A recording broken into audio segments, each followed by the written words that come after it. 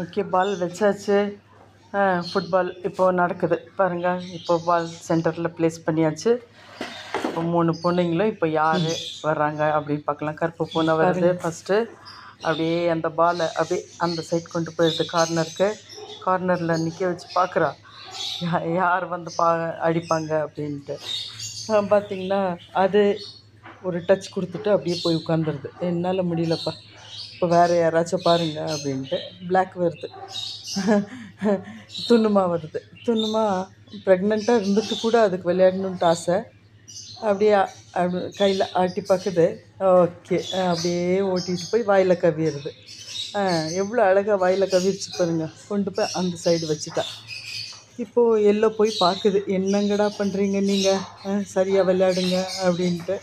அதுக்குள்ளே அந்த கருப்பு பூனை அங்கேருந்து அப்படியே எடுத்துகிட்டு வந்து பிடிச்சிட்டு, இது யாருக்கும் வேண்டாம், என்னோடய பால், நான் உள்ளே போகிறேன் அப்படின்னு போயிடுச்சுங்க.